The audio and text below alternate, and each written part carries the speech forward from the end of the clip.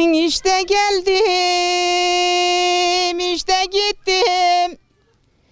Yaz çiçeği gibi bittim. Şu dünyadan ne iş ettim, ömürcüğüm geldi geçti. Şu dünyadan ne iş ettim, ömürcüğüm geldi geçti.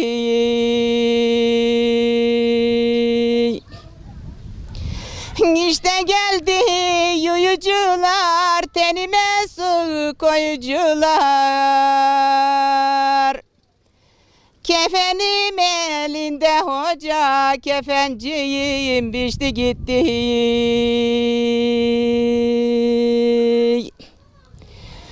Ayırdılar elimizden ip